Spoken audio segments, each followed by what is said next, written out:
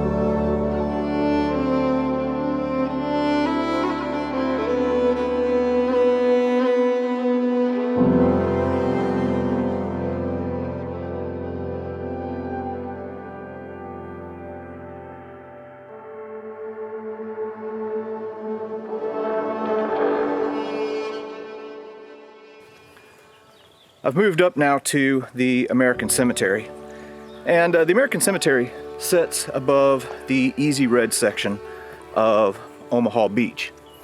And it's right here where almost 9,500 of America's best are laid to rest, including a group of guys from Bedford, Virginia, who attacked with the 29th Infantry Division over on the Dog Green sector.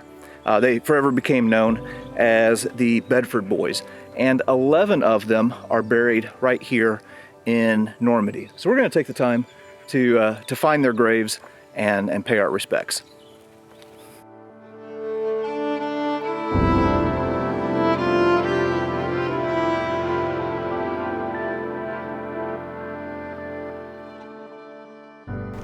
This is the grave of Clifton Lee. Now, it's thought that Clifton was likely in the same craft as the Company A commander, Taylor Fellers. And if you know anything about the 116th Infantry Regiment, Company A was kind of at the front end of the first wave and really just got decimated. There was only a small percentage of those guys who were unhurt in that first wave. And Clifton Lee was one of those who was killed out of those guys from Company A. John Shank.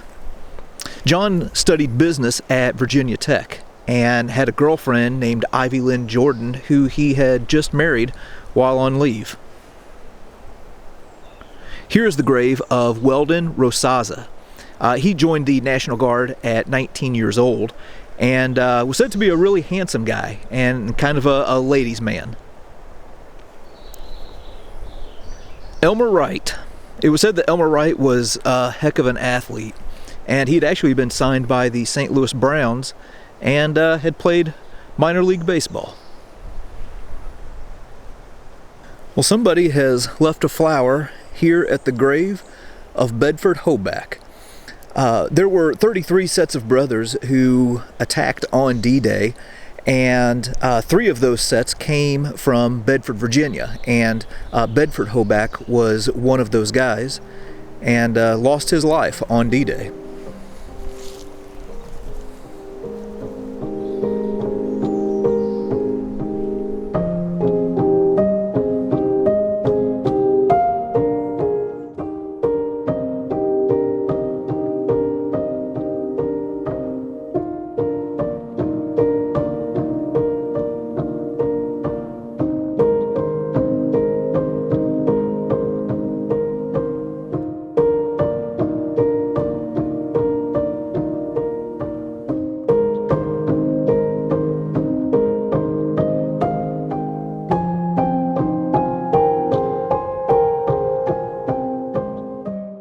We've moved into an area now that is known as the Wall of the Missing. And these are the names of soldiers and airmen whose bodies were never recovered. So if you look here, it says comrades in arms whose resting place is known only to God. And there are a couple of guys from Bedford who are listed on this wall. Here's the name of another one of the Bedford boys. This is Raymond Hoback, who is the brother of Bedford Hoback. Now, Raymond's body was never recovered. It was most likely washed out to sea. But on D+1, there was a soldier who was walking along the beach and happened to find Raymond's Bible.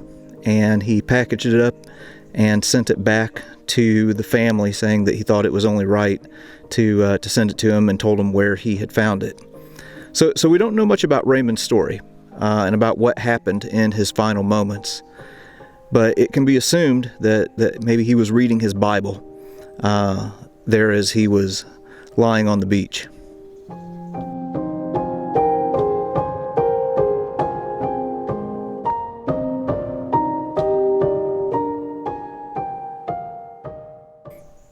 Also here on the Wall of the Missing is the name of Earl Parker. So Earl Parker was a staff sergeant in the 116th Infantry Regiment, and his body was also never recovered.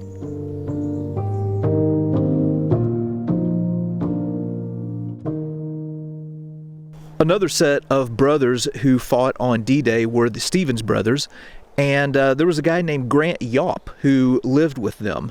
He was the leader of a mortar squad and was tragically killed on June 6th. We talked about some of the brothers on D-Day. Another guy who was one of those sets of brothers was Jack Powers. He was killed on D-Day, and his brother Clyde was wounded but survived. And I read that he really had a lot of difficulty with that later in life, as you might expect. Well, here's the grave of Jimmy Monteith. Jimmy Monteith is one of the few guys who was awarded the Medal of Honor for his actions on D-Day.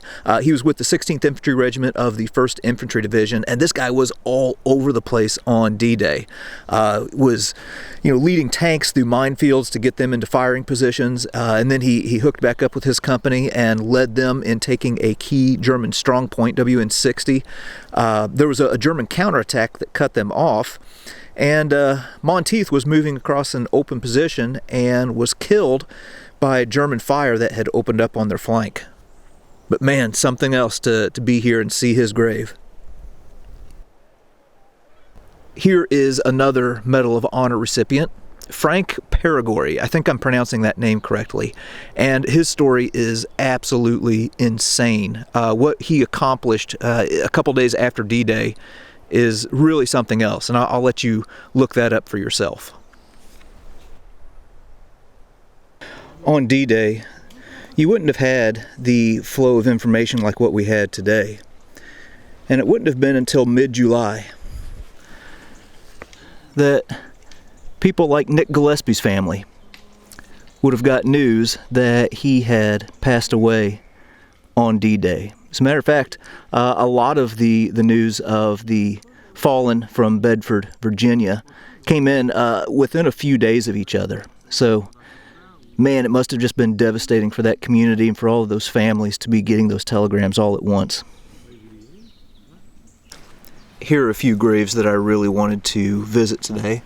This is the grave of Robert Nyland. He was in the 82nd Airborne Division and died on June 6, 1944, whenever he manned a machine gun and was helping to hold off a German advance near Newville. And buried next to him is his brother, Preston Nyland, who was in the 4th Infantry Division. He was killed on June 7th in the assault on Crispec Battery. And they're buried right here together. Now, they had a couple of other brothers. There was another one by the name of Edward Nyland, who was in the Pacific Theater, and he was thought to have been killed. Later was found out that he was a POW in a Japanese POW camp. And there was a fourth brother that was here as well. His name was Fritz Nyland. He was in the 101st Airborne Division, and whenever it was thought that all three of the Nylands were killed, well, they got the fourth brother and sent him home. And if that story sounds familiar, well, that was the inspiration for the movie Saving Private Ryan. But the two Nyland brothers are buried right here together in the Normandy Cemetery.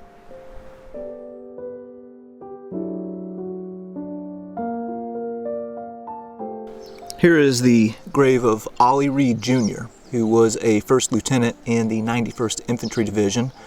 He was killed on July 6th of 1944. And his dad was also here in Normandy. He was a colonel in the 175th Infantry Regiment of the 29th Infantry Division. And he is buried right here. He died on July 30th of 1944. So Ollie Reed and Ollie Reed Jr. lie next to each other right here in Normandy. And my goodness, to think about what Mrs. Reed must have endured whenever both her husband and her son died in the same month here in Normandy. I'm currently in the chapel, which stands in the middle of the cemetery here. And in a place that might invoke sadness, here they have messages of hope. Here it says, "I give unto them eternal life, that they shall never perish." And then over here on this wall it says, "Through the gate of death may they pass to their joyful resurrection." And then over here on this side are inscribed the words, "Think not only upon their passing, but remember the glory of their spirit." Pretty inspiring message that for many of the men here, death was not the end.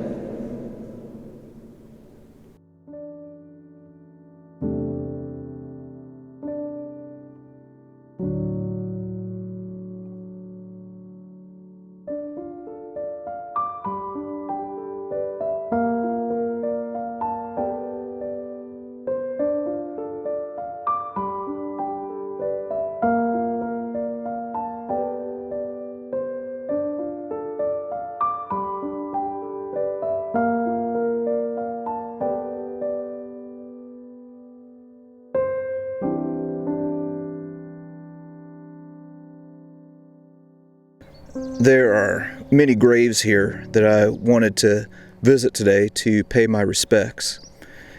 And one that I wanted to visit the most was that of Theodore Roosevelt Jr., who was a brigadier general in the 4th Infantry Division and a Medal of Honor recipient.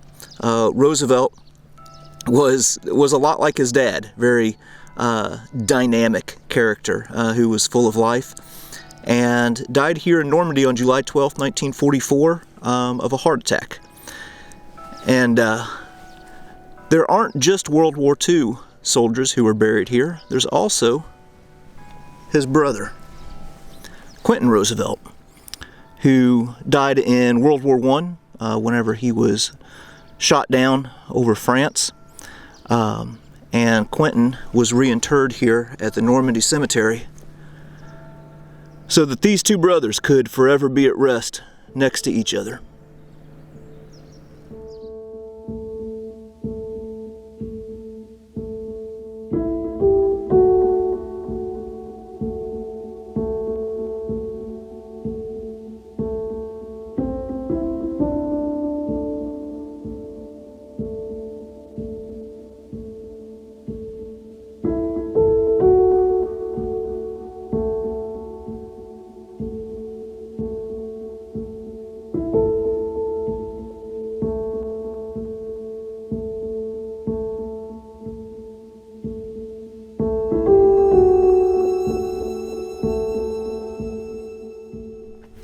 Well, those are just a few of the many graves here at Omaha Beach.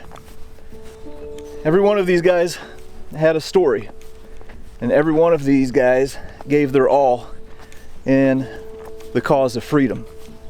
This is quite the place. It's a good place to reflect and to be thankful and also to be inspired.